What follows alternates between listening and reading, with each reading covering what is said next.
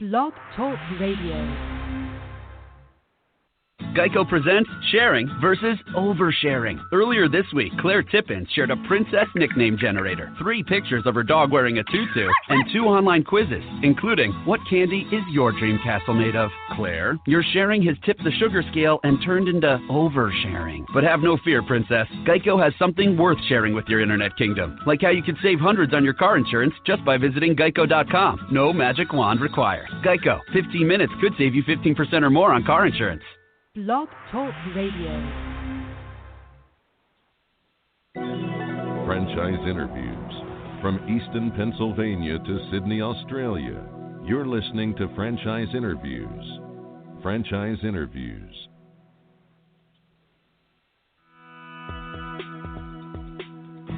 Welcome to Franchise Interviews. Franchise Interviews has been giving an up-close, behind-the-scenes look at franchising and entrepreneurship. Listen to interviews with franchisers, franchisees, franchise authors, franchise experts, and attorneys.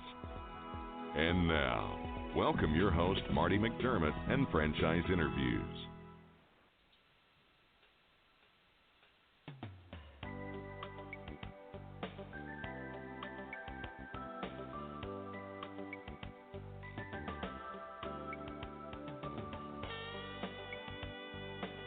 Hi everyone, and welcome to a very special edition of Franchise Interviews, where for over 9 years, we've been asking the Franchpreneurs who own one. I'm your host, Marty McDermott. I'm the president of Franchise Interviews, and we have a great show today. We're meeting with the founder of Romp and Roll, Michael Barnett. And Romp and Roll is a growing kids franchise, featuring classes, camps, and birthday parties for children 5 years and younger. We're going to talk to Michael about that in just a moment on Franchise Interviews. So stick around because we have a great show.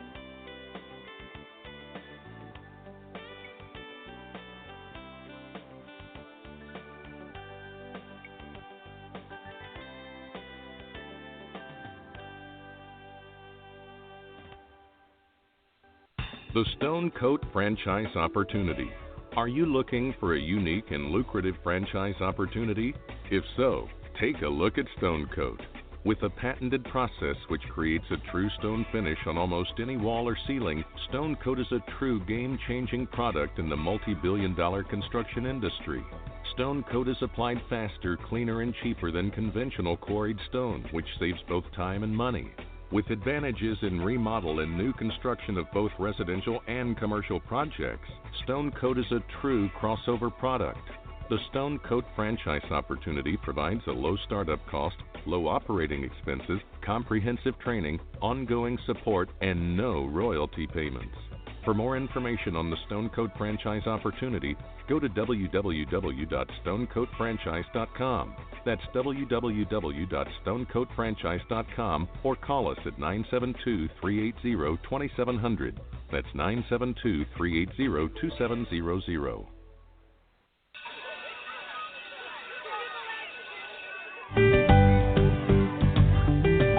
Franchise Teacher. Would you like to know how to franchise your concept or grow your franchise business? Meet the experts at Franchise Teacher. The goal of Franchise Teacher is to teach, coach, consult, and advise. The team of experts at Franchise Teacher will evaluate your business model and present you with a winning business strategy. Franchise Teacher will help you decide whether or not your concept works and if it's franchisable. Franchise Teacher is proud to have over 30 years of experience in franchising as both franchisees and franchisors. Franchise Teacher are developers of over a dozen franchise systems, which include brick and mortar as well as home-based concepts of nearly 3,000 combined franchise locations. Whether you need to add more units or get more customers, Franchise Teacher can help. We will teach. Franchise Teacher will help you learn our proven system. Coach. Franchise Teacher will help you provide a game plan to succeed. Consult. Franchise Teacher will make sure you stay on track. And advise. Franchise Teacher will help you learn from our over 30 years of experience in franchising as both franchisees and franchisors. Take advantage of our free, no-obligation phone consultation. Simply go to franchiseteacher.com or call us at 561-385-3333. 3032. That's franchiseteacher.com, or call us at 561-385-3032.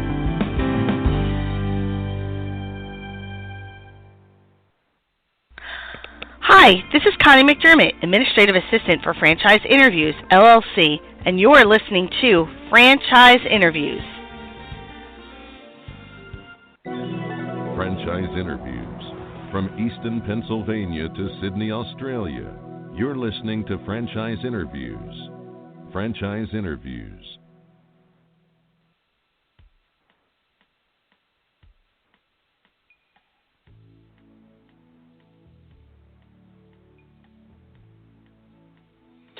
Hi, everyone, and welcome back to a very special edition of Franchise Interviews, where for over 9 years we've been asking the entrepreneurs one-on-one. I'm your host, Marty McDermott. I'm the president of Franchise Interviews, and as we were saying earlier, we have a great show today. We're meeting with the founder of Romp and Roll, Michael Barnett. And Romp and Roll is a growing kids franchise and a growing kids franchise featuring classes, camps, and birthday parties for children 5 years and younger. Hey, Michael, how you doing? Welcome to the show. Hey, Marty. Good morning. How are you? I'm doing great, Michael. It's great to have you on the show. We always like to ask our guests, where are you calling from this morning? I am calling from sunny Richmond, Virginia. Finally, the rain has stopped. Fantastic. Same here. We've been getting hit up in Pennsylvania. It seems like every day, Michael. So it's really great to have you on this show. It's a pleasure to be here. Thanks. Yeah, thank you. Romp and Roll has an interesting history. I think you go all the way back to 2004, don't you? That's right. Yeah. We started the company back in 2004. At the time, prior to starting Romp and Roll, I was actually had a career in marketing. I was a partner at a marketing agency, but my wife Babs was home with our 2 young children and taking them to various places for different types of enrichment classes. And I'd come home from work and she'd tell me about her day and tell me about the places that she went to, and she'd say, we had a good time. It was nice, but if I had a business like that, I think I would do this, and this. And over a period of time, I said to her, if we went and did ourselves everything that you wish these other places did, maybe we'd have something a little bit differentiated from what's out there. Right. Exactly. And I guess that's the marketing person in you too, isn't it, Michael? It's a classic story of, really satisfying a need in the market. And I really think that that's what Romp and Roll has done, haven't they? Yeah. We saw the opportunity to really offer multiple aspects of enrichment classes for children all under one roof. One of the things that frustrated my wife when she had our kids in these programs was she had to go here, there, and everywhere to get them, art classes or music classes or gymnastics, and that was sort of one of the founding principles of our company is, let's create one place where parents can bring young children and have them experience a lot of different activities, all with the same, familiar, nurturing staff and a place where parents could expect high-quality programs. Yeah, I thought it was very clever, Michael. We've been doing this show now. It's almost 10 years, and we've had, similar concepts on the show throughout the years, using franchising as a means of distribution. But I don't recall anyone putting, I guess it's like the gym, art, and music all under one roof. I thought that was very clever. Yeah, thank you. That was, again, it started with, kind of what we thought that, we would want for our 2 at the time young children. Now they're just about in high school. But that's great. Yeah, it was just it kind of came all from a parent's perspective, and then we had the good sense to go out and hire some really talented folks who have advanced degrees in early childhood education, and we said, here's what we want as parents. Now help us make this all educationally legitimate and sound and valuable, for the kids that come here, and that's how we kind of got started. The tagline for Romp and Roll stood out too. I'm not sure if you're still using the same tagline. We'll talk about it. Was it Nurture the Genius, Unleash the Goofball? I thought that was very clever. That's right. That's right. Fantastic. Thank you. Yeah, we've been using that for a while now. That's fantastic. It sort of speaks to we see ourselves at the intersection of education and entertainment. So that kind of brought out the genius and the goofball part. And in watching the videos on YouTube, we've been watching them over the last week, Michael. It seems like such a fun place because the parents get to interact as well, don't they? That's really, one of the cornerstones of our program. And Mm-hmm. A lot of times when people don't understand Romp and Roll, they might think of it as child care or daycare. And I always like to say we're kind of the opposite of that. We're not. We do have some times that you can leave your kids with us for an hour or so. But really, the cornerstone of our program is a place that you're going to come, you're going to put down the cell phone, you're going to turn off the computer, and you're going to have really good quality one-on-one, time with your child in a fun, enriching, class. And that's really, to me, we do a lot of different things, and maybe we'll talk about that, as far as birthday parties, summer camps, and things like that. But to me, the heart of what we do is really that, that really good, adult child entertainment and education. Do you have trouble, describing, Romp and Roll, Michael? But I'm sure you get the question all the time. As people come up to you, if you were at a franchise show, and someone came up to your booth and said, so what do you do? Where do you typically go from there? I mean, how do you typically describe the concept then to a prospective franchisee? Well, it depends. It does sort of depend on who I'm describing it to. But to a franchisee, we like to say that we're a play-based education franchise. So that's sort of the category that we put ourselves in. But it's hard. There isn't really an industry for the types of programs that we provide or the type of service that we provide. The child education industry is a $7 billion industry, and we're obviously a small part of that. But within that, you do have the range of everything from the types of parent and child enrichment programs that we do all the way up through child care. So. Right. You kind of hinted, too, is one of the things that I liked about your model as well, Michael, was, the crossover into different industries. I suspect that, birthday parties, were part of your services as well, isn't it? That's right. Yeah. So we do membership-based classes pretty much through the week and on weekend mornings. And then Saturday and Sunday afternoons, we do private birthday parties for children turning 1 to 5. That's great. And it's funny, when we started the business, it was birthday parties wasn't a major part of our business plan. We kind of felt, again, using ourselves as parents of 2 young children as models, we knew our Saturday and Sunday afternoons were fairly busy, and we probably wouldn't be as likely to go to a weekly class at that point. But we looked and felt like there could be an opportunity to do birthday parties, and now birthday parties it's about 25% of our revenue, so it's become a significant part of our business. It's amazing, the whole birthday party, industry, so you can say, Michael. I mean, how huge it is, when you look at the numbers. And that's interesting, that it wasn't part of the, original plan, but, it kind of, became a big part of the business. I mean, 25%, that's pretty significant, isn't it? It is, and it's not just the revenue, but of course, birthday parties bring in groups of folks that are already members. So there's also, a good. It's also a good from a not only from a revenue standpoint, but also from a traffic and awareness standpoint. Sure. We get a lot of members based upon providing quality birthday parties. That's a great point. So how many franchise locations are you up to today, Michael? I mean, since, starting in 2004. We have a total of 95 units.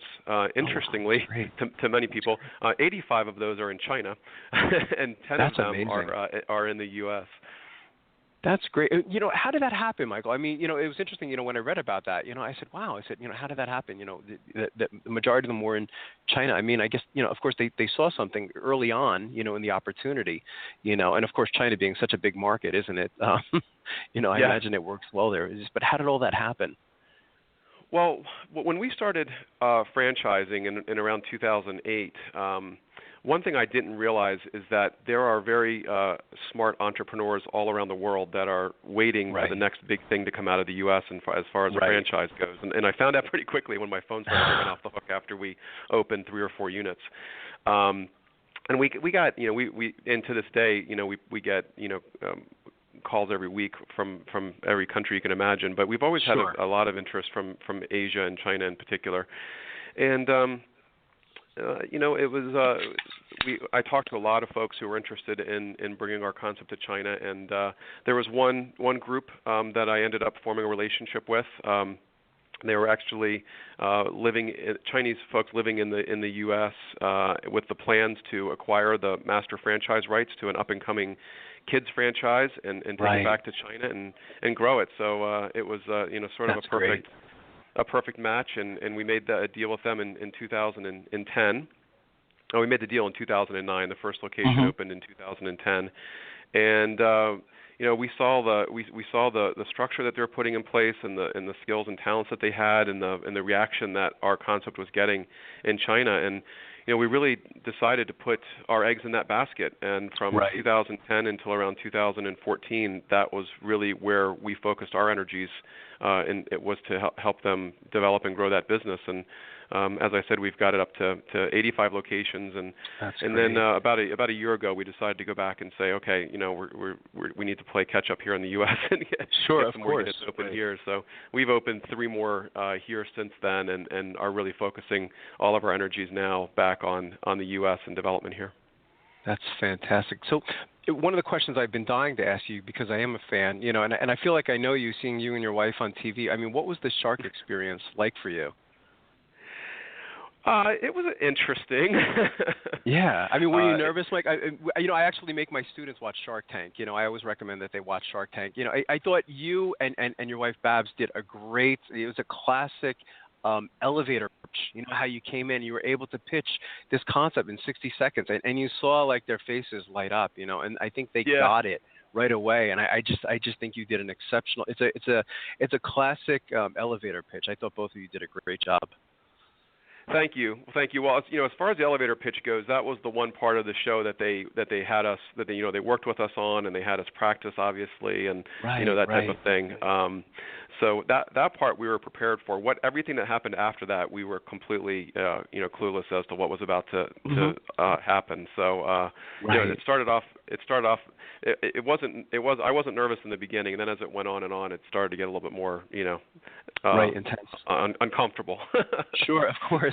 Have the cameras following you all over the place, and it must have been interesting for you, and I'm sure it changed your life to some extent, because it is a very popular show, isn't it? I mean, millions of people watch Shark Tank, don't they? Yeah. Well, the funny thing about it is, when we decided or were offered the opportunity to go on it, it wasn't even on the air at that point. I was literally, home one Friday night, poking around Twitter, and I saw ABC put out a tweet about looking for entrepreneurs to be on a reality TV show, and I thought, what the heck, I'll put my name in there. Of course. And the next day they called, and from there the process went on. But we literally flew out to Los Angeles to film our segment before the show aired, and in fact the premiere episode of Shark Tank occurred the night before we filmed. So we were sitting in our hotel room in LA, seeing it for the first time, what we were about to go in the next day. I've said to people in the past that maybe that was an advantage, going in somewhat blind. The folks that go on to it now, they know about all of the sharks and their personalities and what they like and might be interested in and what they might not be. We went in pretty blind. Sure, of course. I thought you both did a great job. What types of characteristics then, do you look for, you and your wife look for in your franchisees, Michael? Well, we have established core values that we've set for the company, and we look for those core values to go through our employees, our franchise owners, and their employees as well. And some of those core values are things like being service driven. We're obviously dealing with parents and young children. We have to have a very high level and perform at a very high level of customer service. Right. Adaptability is a core value that we look for in our franchisees. We need folks that are fun. We're in a it's a business and we're here to make money, but we got to have fun every day because that's what our product is all about. And then being positive and motivated. We look for folks that know how to leave the troubles that we all have from time to time at the door and come in and bring a little bit of that Disney magic to the Romp and Roll experience.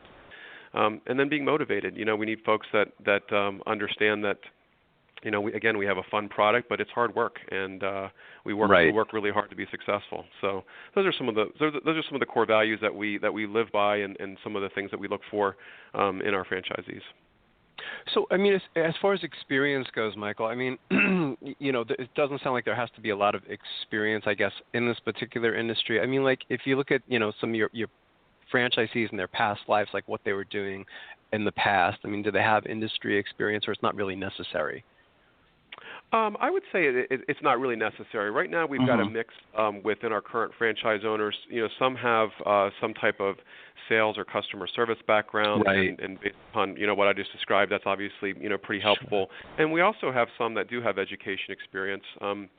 We have one of our franchisees just left the public school system to open a Romp and Roll franchise. Loves teaching and loves being around children, but just was getting frustrated with some of the things that are going on in the public school system. Course. So, and that's been a great fit for us as well. That's fantastic. What's the training like, Michael? I mean, once you decide that you do like them and they like you, and they decide to become a franchisee. I mean, do they typically come then to your headquarters? Is that how it works? Yeah. We have a training program that we do here at our headquarters. It's around 10 days long, and we can split that up into two segments depending upon how far they're coming from. So sometimes we do that in two segments. Sometimes they stay the whole time.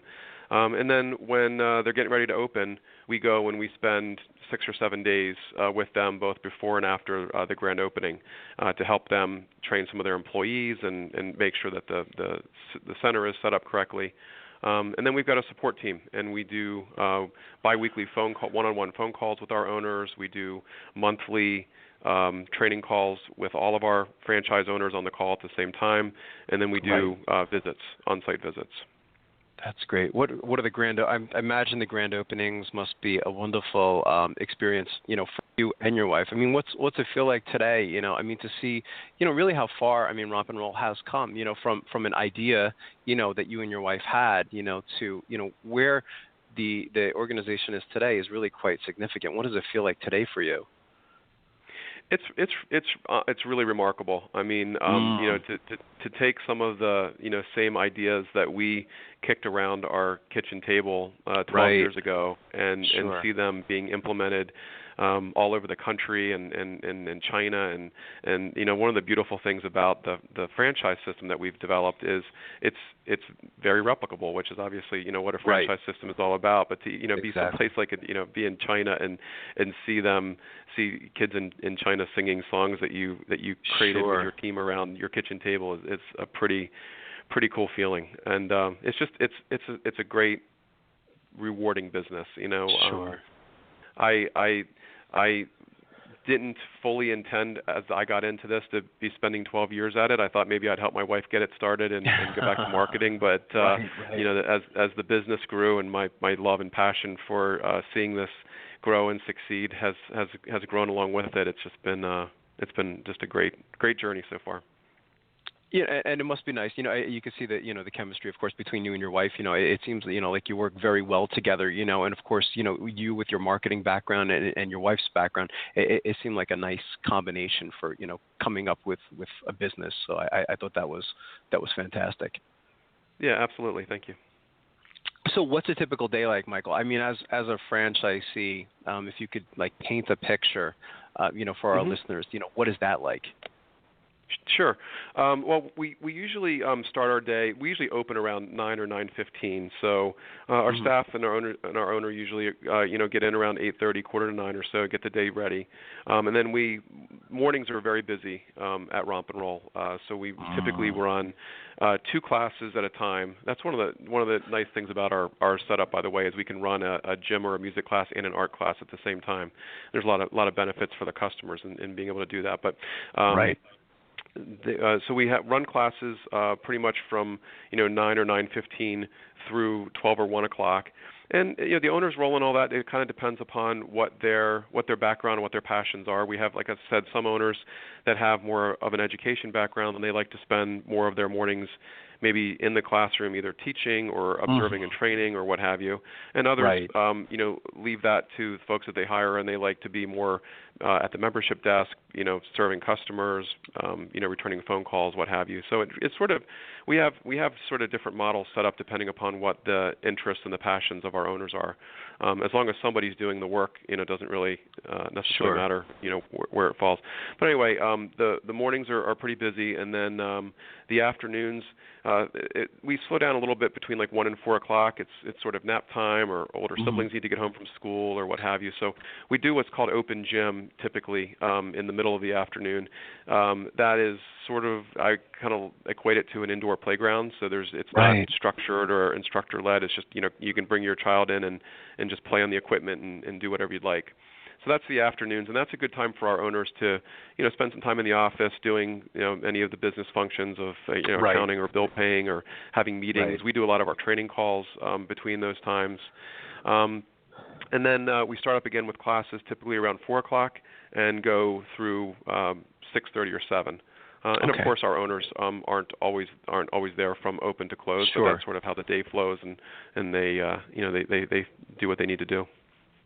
So Romp and Roll, I guess technically you're open 7 days a week then, aren't you, Michael? I guess with the the birthday parties in the loop, it's 7 days a week, isn't it? That's right. That's fantastic. We decided when we were kind of formulating the business, as long as we're paying commercial rents, we wanted to find ways that we could, optimize as much time as possible throughout the week, and I think we've succeeded in that. That's fantastic. I think that's great. So, in studying your background, Michael, I know you worked in corporate America, but a lot of people, of course, would call you, an entrepreneur, because you were able to, take a chance and you satisfied a need in the market. And, our listeners, we call them aspiring franchipreneurs. Most of our listeners want to get into franchising, but we find from, doing the show such a long time now that so many of them, they don't even know where to begin because it seems like there's just so much out there today. So, from everything you've experienced up to this point with Romp and Roll, what advice would you give to our listeners in their quest to buy a franchise?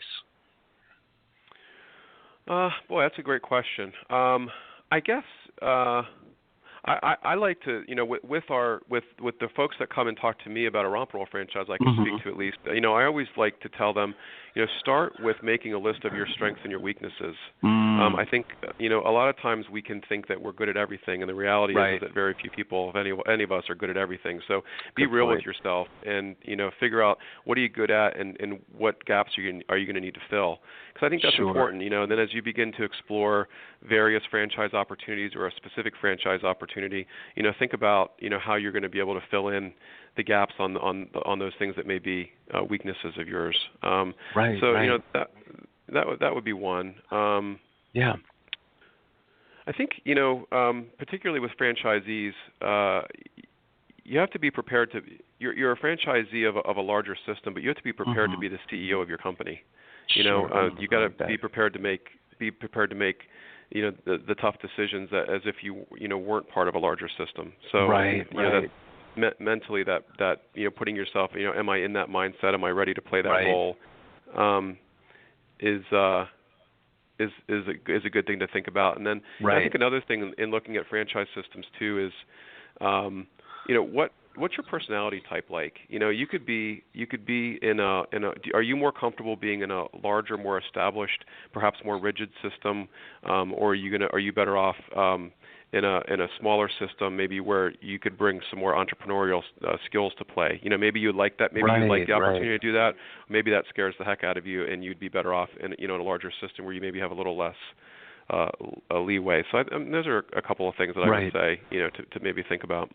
Yeah, no, I think that's great advice. I like how you say that, you do have to have that CEO mindset. I think sometimes people think that, franchising, Michael, sometimes runs on automatic pilot, and it doesn't, does it? You still have to be prepared to make those decisions, don't you? Yeah, absolutely.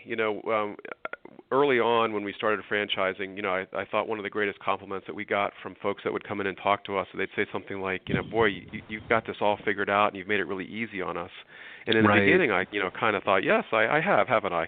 And it took me a while to realize that, no, yes, we've done a lot we've got a comprehensive system, but it's still hard work. It's you don't have to. Our franchisees don't have to worry about creating lesson plans or coming up with creative for marketing pieces. Yes, we've figured all that stuff out, but I get uncomfortable with the idea that this is going to be easy. Sure. Oh, absolutely. No, I think that's fantastic advice. So the next question I can ask you as the founder of the company, so where do you see, Romp and Roll maybe, 3 to 5 years down the road, Michael? Well, we've got a team in place and a system in place now to get some significant growth going in the U.S. As I said, we've done 3 deals recently for new locations here in the U.S. and we're expecting to do 6 more this year. And then the next couple of years we want to be on a pace to do probably 12 to 15 deals a year, new locations a year. So 3 to 5 years. I'm hoping that we're going to be approaching that 100 unit mark here in the U.S. and who knows where we'll be elsewhere. But right, that's true. But that's what we've got in place right now, and we've got the team and the momentum in place to make that happen. So I'm excited. We got some good momentum going. That's fantastic. What's the best way for our listeners to get more information, on Romp and Roll services and becoming a franchisee? Michael, is there any websites or any numbers that you'd like to have them call or check out? Yeah, sure. Thanks, Marty. We have 2 websites. Our consumer website, if you want to learn, kind of what Romp and Roll is all about from the parent's perspective, is just rompandroll.com. It's ROMP, the letter N, ROLL. And then we've got a dedicated franchise opportunity site too, which is just rompandrollfranchise.com. That's easy enough. And I want to thank you again for coming on the show, Michael. It's funny, when you see someone on TV, you feel like you get to know them, you know what I mean? So I felt like I knew you before even, this is my first time actually speaking to you, but I feel like I did know you, So, I mean, I guess television has that power, doesn't it, But, again, I want to thank you for coming on the show. I think this Romp and Roll is a great opportunity, and I'd really like to invite you back, as you continue to grow. I think this is wonderful. Anytime. I enjoy talking to you, and I appreciate the opportunity to share information with your listeners. Thanks, Michael. The pleasure has been mine. And we'll be right back with more franchise interviews. The Stone Coat Franchise Opportunity. Are you looking for a unique and lucrative franchise opportunity? If so, take a look at Stone Coat. With a patented process which creates a true stone finish on almost any wall or ceiling, Stone Coat is a true game-changing product in the multi-billion-dollar construction industry. Stone Coat is applied faster, cleaner, and cheaper than conventional quarried stone, which saves both time and money. With advantages in remodel and new construction of both residential and commercial projects, Stone Coat is a true crossover product. The Stone Coat franchise opportunity provides a low startup cost, low operating expenses, comprehensive training, ongoing support, and no royalty payments. For more information on the Stone Coat franchise opportunity, go to www.stonecoatfranchise.com. That's www.stonecoatfranchise.com or call us at 972-380-2700. That's 972-380-2700.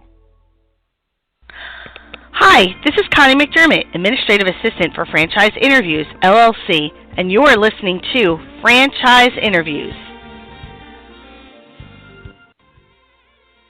Today's great quote in franchising is being brought to you by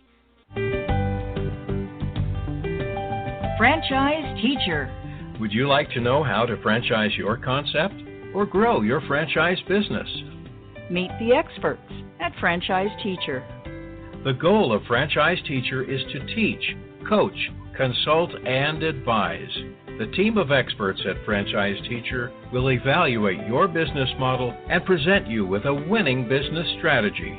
Franchise Teacher will help you decide whether or not your concept works and if it's franchisable. Franchise Teacher is proud to have over 30 years of experience in franchising as both franchisees and franchisors.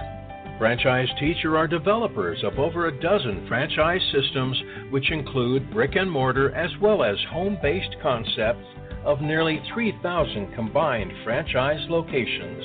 Whether you need to add more units or get more customers, Franchise Teacher can help. We will teach. Franchise Teacher will help you learn our proven system. Coach. Franchise Teacher will help you provide a game plan to succeed. Consult. Franchise Teacher will make sure you stay on track. And advise. Franchise Teacher will help you learn from our over 30 years of experience in franchising as both franchisees and franchisors. Take advantage of our free, no-obligation phone consultation. Simply go to franchiseteacher.com or call us at 561-385-3032. That's franchiseteacher.com, or call us at 561-385-3032.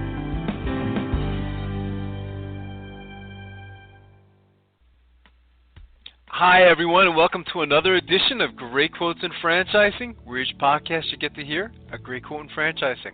You know, we've been hosting franchise interviews now almost years, and during that time, we've had some incredible quotes on the show.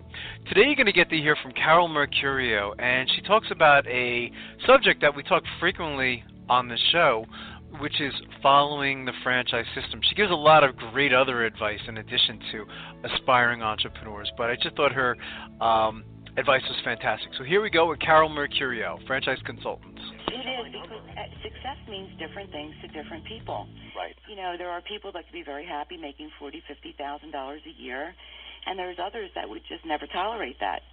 So you have to pick the right opportunity. It's going to meet not just your personal goals, but your income potential as well. You have to like what you're doing, and most of the time that'll turn into making more money. So. Oh, definitely. And, you know, the truth is that franchising really isn't for everyone.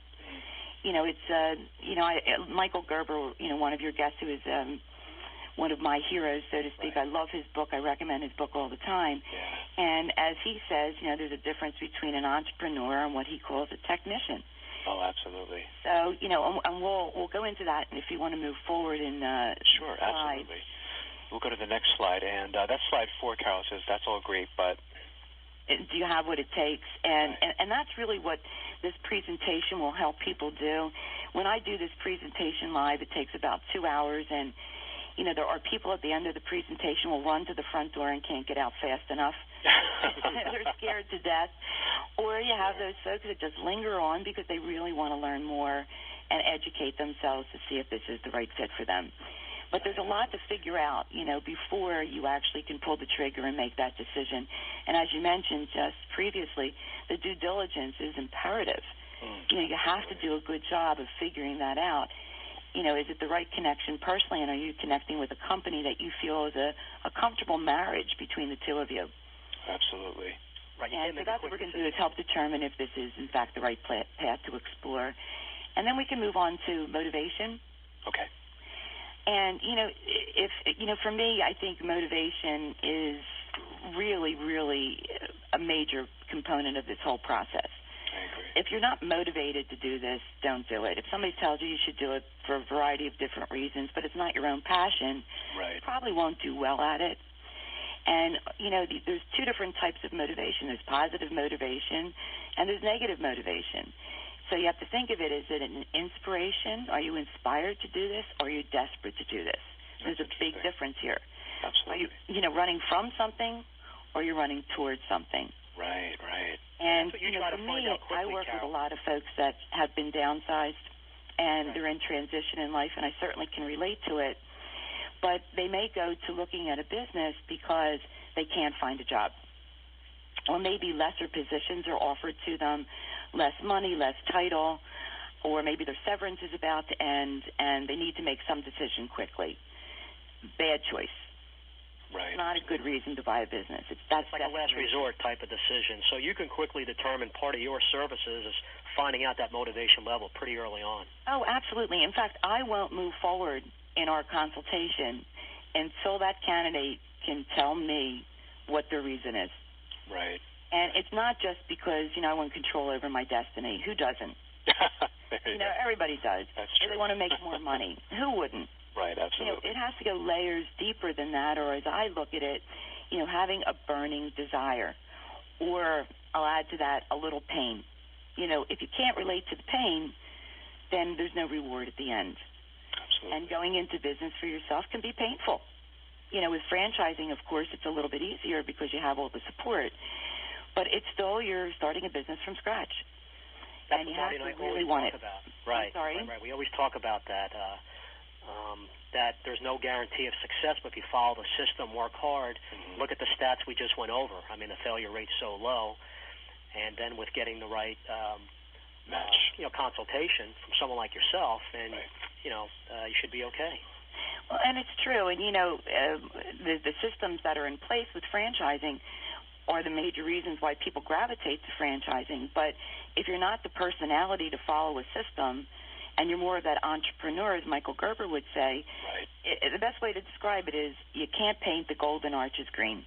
Right. You know, it just won't work. Absolutely. Either you follow the system and you'll be successful or not. But most importantly, there has to be a motivation. And everyone's motivation is different. You know, the way I help people see things is if you look down the road, say, the next 3-5 years from today, how do you see your life being different, if at all? Right. You know, what do you want to accomplish?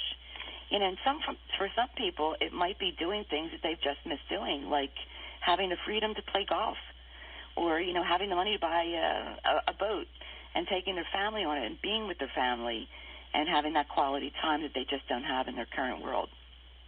That's interesting.